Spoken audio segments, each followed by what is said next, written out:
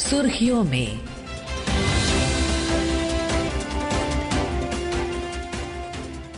ये आकाशवाणी है। प्रस्तुत है कार्यक्रम सुर्खियों में। इसके अंतर्गत सुनिए प्रधानमंत्री की ब्राजील और नामीबिया की यात्रा पर चर्चा। इसमें भाग ले रहे हैं पूर्व राजदूत जितेंद्र कुमार त्रिपाठी। कार्यक्रम का संचालन कर रहे हैं मनोज पाठक। प्रधानमंत्री नरेंद्र मोदी आज ब्राजील की राजधानी ब्रासिलिया में राष्ट्रपति लुइस इनासियो लूला दा सिल्वा के साथ वार्ता करेंगे। श्री मोदी और राष्ट्रपति लूला दा सिल्वा दोनों देशों के बीच साझेदारी को विस्तार हुए प्रतिनिधि मंडल स्तर की बातचीत भी करेंगे। इस दौरान व्यापार, रक्षा, ऊर्जा, अंतरिक्ष, प्रौद्योगिकी, कृषि, स्वास्थ्य और लोगों के बीच आपसी संबंधों पर चर्चा होगी।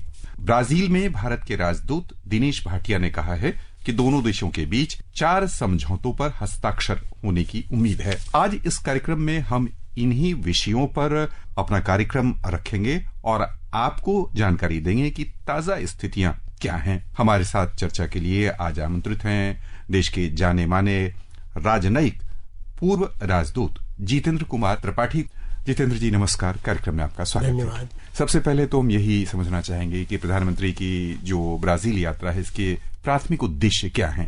प्रधानमंत्री की ब्राजील यात्रा के एक तो उद्देश्य है कि हम दोनों ही देश ब्रिक्स प्लस के मेंबर हैं और ब्रिक्स प्लस के बहुत प्रमुख सदस्य हैं और ब्रिक्स प्लस के ही नहीं G20 के भी सदस्य हैं और हम ग्लोबल साउथ के सदस्य तो हैं ही। तो ये तीनों नदियों का संगम जो है जी। जब हो जाता है तो भारत और ब्राजील के बीच में दोस्ती निश्चित ही तौर पे दोस्ती का प्रवाह और बढ़ेगा और साफ सुथरा बनेगा, ऐसी उम्मीद की जाती है।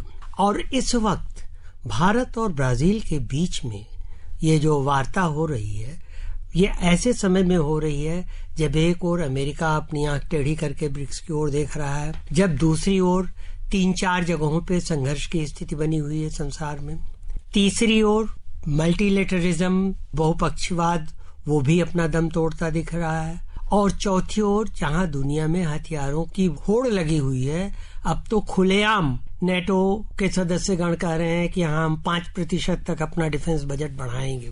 और दुनिया पर्यावरण के संकट से जूझ रही है, उसमें भारत और ब्राजील बहुत ही महत्वपूर्ण भूमिका निभा सकते हैं क्योंकि ब्राजील में दुनिया का सबसे बड़ा वन क्षेत्र है, ब्राजील इथेनॉल का सबसे बड़ा प्रोड्यूसर है और भारत ने अपनी नेट जीरो का जो लक्ष्य था वो प्राप्त कर लिया है समय से पहले और जीरो एमिशन 2070 तक या उससे पहले प्राप्त करने की उम्मीद रखता है।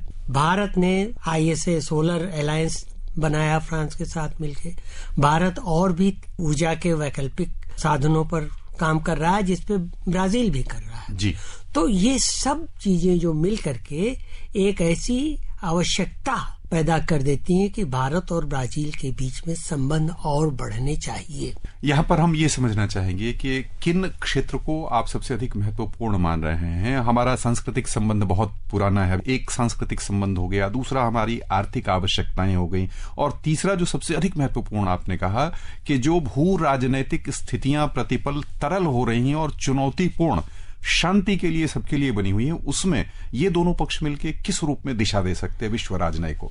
एक तो विश्व राजनीति में इन दोनों देशों ने G4 के सदस्य देशों के रूप में, G4 में भारत, ब्राजील, जर्मनी और जापान, ये G4 के 4 सदस्य 1991 में मिले थे और इन्होंने सबसे पहले ये आवाज उठाई थी कि संयुक्त राष्ट्र संघ का आमूलचूल सुधार होना चाहिए। और अभी भी भारत और ब्राजील ये आवाज उठा रहे हैं कि ब्रिटेन वुड इंस्टीट्यूशंस जो हैं, IMF, विश्व बैंक और विश्व व्यापार संगठन, इनमें भी आमूलचूल सुधार इसलिए होना चाहिए ताकि ये ग्लोबल साउथ के जो गरीब देश हैं और खास तौर से जिनको हम कहते हैं कि EMDC, emerging market and developing countries, इन देशों को ध्यान में रखते हुए अपने सुधार करें, न कि ऋणदाता देशों को ध्यान में रखते हुए अपने सुधार करें और अपने नियम बनाएं। इस स्थिति में भारत और ब्राजील का पारस्परिक सहयोग बहुत बड़ा हो जाता है और एक कारण और भी है, भारत इस वक्त विश्व का चौथी सबसे बड़ी अर्थव्यवस्था बन चुका है अमेरिका, चीन और जर्मनी के बाद। इसके बाद जापान है, फ्रांस है और ब्राजील है। ब्राजील 2.1 ट्रिलियन डॉलर की अर्थव्यवस्था है, हम 4 को पार कर चुके हैं। ब्राजील और भारत मिल करके 6 ट्रिलियन डॉलर से ज्यादा की अर्थव्यवस्था है जी। तो ये भी एक कारण है कि हम दोनों देशों को मिल करके ऐसे कार्य करने चाहिए जिसमें ग्लोबल साउथ का फायदा हो, जिसमें विश्व समुदाय का फायदा हो। विश्व राजनय से हम अब घरेलू कह लें कि जो हमारा द्विपक्षीय संबंध है उसकी दिशा में हम समझना चाहेंगे कि दोनों देश कहां कहां सहयोग आपसी बढ़ा सकते हैं, किन क्षेत्रों में, और सबसे अधिक महत्वपूर्ण किस क्षेत्र को आप आंक रहे हैं? अभी तो कई क्षेत्रों में भारत और ब्राजील के संबंध बड़े अच्छे हैं। पर्यावरण सुरक्षा के विषय में, कृषि के मामले में, सांस्कृतिक संबंध तो बहुत अच्छे हैं। सहयोग किसमें बढ़ा सकते हैं? एक तो अंतरिक्ष के मामले में बढ़ा सकते हैं। आपको याद होगा कि कुछ ही वर्ष पहले भारत ने ब्राजीलियन उपग्रह का प्रक्षेपण किया था जी। भारत उसमें मदद कर सकता है। पशुधन के लिए, एनिमल हस्बेंड्री के लिए ब्राजील भारत की बहुत मदद कर सकता है। 1896 में भारत से गुजरात के गिर से 6000 गायें और बैलों का आयात ब्राजील ने किया था। उनमें से 100-150 से ज्यादा नहीं पहुंच पाए वहां कई महीनों की समुद्री यात्रा के दौरान, लेकिन उन्हीं 100-150 गायों और बैलों से ब्राजील ने ये स्थिति कर ली है कि अभी ब्राजील दुनिया का सबसे बड़ा डेयरी उत्पादक देश है। और तो और ब्राजील अब भारत को गोवंश की वृद्धि के लिए वहां से सीमेंस वीर्य भेज रहा है। ये बहुत बड़ी चीज है, समझ लीजिए कि पलट गया है मामला। दोनों देश के बीच में संबंध कैसा आने वाले दिनों में दिख रहा है आपको? आने वाले दिनों में तो मुझे पूरा विश्वास है कि दोनों देशों के संबंध और आगे बढ़ेंगे। रणनीतिक साझेदारी तो दोनों में है, लेकिन उसको और भी नए आयाम दिए जाएंगे और भी ऊपर किए जाएंगे। और खासतौर से अब जब दोनों देशों का नेतृत्व तो ऐसे व्यक्तियों के हाथ में है जो कि बहुत टेक्नोक्रेट या विशेषज्ञ नहीं है जी, लेकिन जिनको अपने देश की परवाह है और उनकी जनता जानती है कि लूला दा सिल्वा एक उसका करिश्माई व्यक्तित्व है। आपने देखा होगा, उनको अपने देश की परवाह है उतनी ही जितनी हमारे यहाँ पर। श्रोताओं, 2 करिश्माई व्यक्तित्व एक जगह ध्रुवीकरण कर रहे हैं, एक नई विश्व व्यवस्था के लिए, एक नया आयाम द्विपक्षीय संबंध को देने के लिए, परस्पर मैत्री का संबंध और प्रगाढ़ करने के लिए। यहाँ पर आखिरी सवाल, आप क्या संदेश हमारे श्रोताओं को देना चाहेंगे? आप ध्यान से देखिए कि ये दोनों देश अपने संबंध को विश्व में अपने स्तर को और विश्व शांति के लिए अपने प्रयासों को कहां से कहां तक ले जा सकते हैं। और ये जल्दी ही आपको लगेगा कि इनकी बात सुनी जा रही। ये वो देश हैं जो मध्य स्तर के देशों से उठ करके, अभी तक तो ये होता था कि हाँ इनकी बात ये भी है लेकिन अब इनकी बात न सिर्फ ध्यान से सुनी जाती है बल्कि कई बार उस पर अमल भी किया जाता है विश्व द्वारा। तो ये बहुत बड़ा परिवर्तन है। एक बड़ा परिवर्तन विश्व राजनय में यहां से शुरू हो और उसमें हम दिशा दे सकें, इस कामना के साथ श्रोताओं की ओर से हम आपको जितेंद्र जी बहुत बहुत धन्यवाद देना चाहेंगे। और आइए अब सुनते हैं नामीबिया में भारत के उच्चायुक्त राहुल श्रीवास्तव के साथ आकाशवाणी संवाददाता अपर्णा खुंट के साथ विशेष बातचीत। 27 साल के अंतराल के बाद भारत के प्रधानमंत्री जो है नामीबिया आ रहे हैं, तो इस विजिट को आप कैसा देखते हैं? और भारत के और नामीबिया के अगर द्विपक्षीय संबंधों की बात करें तो कितनी महत्वपूर्ण ये मुलाकात होगी? ये विजिट बहुत महत्वपूर्ण है क्योंकि आपने जैसे बताया 27 साल के बाद हो रही है और ये प्राइम मिनिस्टर जी का अपना इनिशिएटिव था कि वो नामीबिया आए। वो ऐसे समय में आ रहे हैं जब नामीबिया में एक नई राष्ट्रपति चुनी गई है, वो पहली फीमेल राष्ट्रपति हैं।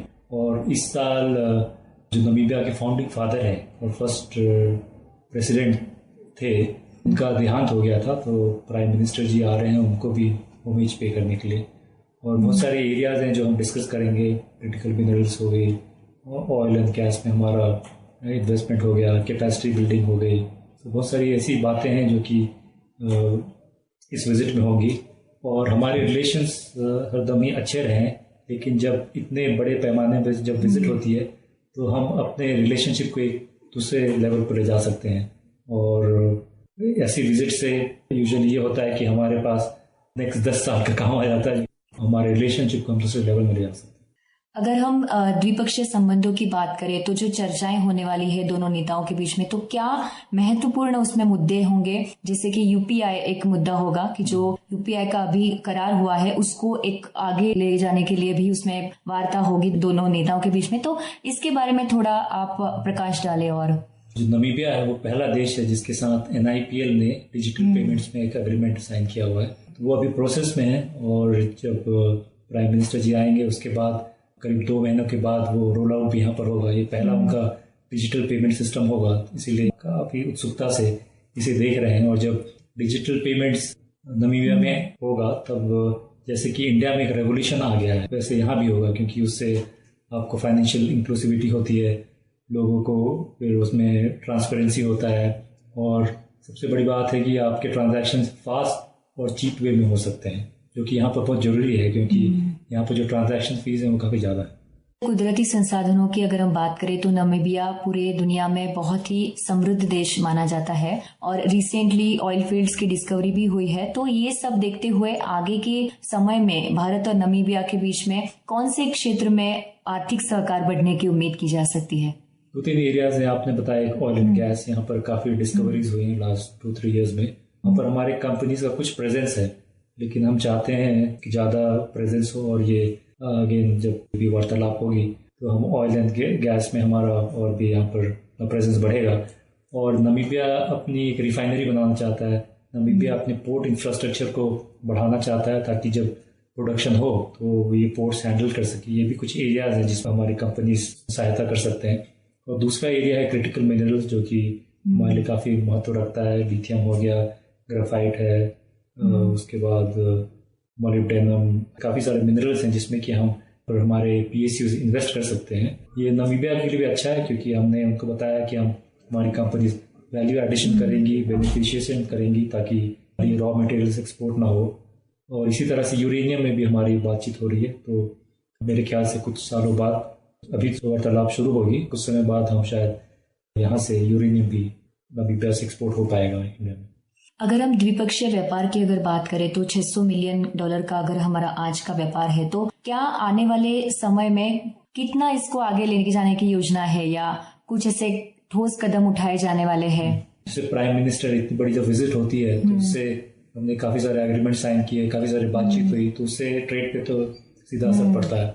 दूसरा है जो कि प्रधानमंत्री जी इसके बारे में बात करेंगे, वो है कि यहाँ पर हमारी टॉक्स चल रही हैं preferential trade agreement India and SACU, South African Customs Union. ये दुनिया का सबसे पुराना कस्टम्स यूनियन है और ये जब PTA हमारा साइन हो जाए 1-2 साल में जब भी, उसके बाद हमारा जो बायलैटरल ट्रेड है करीब 50% बढ़ जाएगा। अगर भारत के लोगों की और भारतीय कंपनियों की बात करें तो नामीबिया के अर्थतंत्र में क्या योगदान रहा है भारतीयों का? क्योंकि संख्या की अगर हम बात करें तो बहुत ही कम संख्या है, बट कितना महत्व रखते हैं वो अगर नामीबिया के अर्थतंत्र की बात करें तो? नामीबिया में आपने जैसे बताया कि बहुत कम ही भारतीय नागरिक हैं, करीब 400 के आसपास, लेकिन कुछ कंपनीज हैं, लेकिन उन्होंने जितना यहाँ पर इकोनॉमी में कंट्रीब्यूशन किया है वो काफी महत्व रखता है। क्योंकि जैसे कुछ कंपनीज हैं लेकिन वो 5000 लोगों को एम्प्लॉय करते हैं और सब लोकल एम्प्लॉयमेंट जनरेशन होती है। जो डायमंड कंपनीज हैं वो लोकल्स को मोस्टली एम्प्लॉय करते हैं, बट उनके जितने लोकल एम्प्लॉयज हैं वो हर कोई इंडिया जाता है, ट्रेनिंग पाता है, वहां से वापस आते हैं। तो थोड़ा सा हमारा समुदाय है यहाँ पर, लेकिन वो काफी कुछ यहाँ पर कंट्रीब्यूट कर रहे हैं। प्रधानमंत्री की जो आने वाली मुलाकात है उसके बारे में आप नामीबिया के लोगों को क्या संदेश देना चाहोगे? यही बताना चाहूंगा कि प्रधानमंत्री की विजिट भारत से 27 साल बाद हो रही है और ये अच्छा मौका है कि हम अपना बायलैटरल संबंधों को एक दूसरे लेवल में ले जा सकें। और जो नामीबिया में चैलेंजेस हैं वैसी हमारी भी हैं, लेकिन हमने बहुत सारी चीज़ों में सॉल्यूशंस की कोशिश की है। तो ये अच्छा मौका है कि हम कुछ नामीबिया के लोगों को भी दे सकें कि वो भी अपने इन चैलेंजेस को ओवरकम कर सकें। बहुत बहुत धन्यवाद सर आपका। धन्यवाद। अभी आप सुन रहे थे प्रधानमंत्री की ब्राजील और नामीबिया की यात्रा पर चर्चा। इसमें भाग ले रहे थे पूर्व राजदूत जितेंद्र कुमार त्रिपाठी। कार्यक्रम का संचालन कर रहे थे मनोज पाठक। ये कार्यक्रम आकाशवाणी के समाचार सेवा प्रभाग द्वारा प्रस्तुत किया गया। सुर्खियों में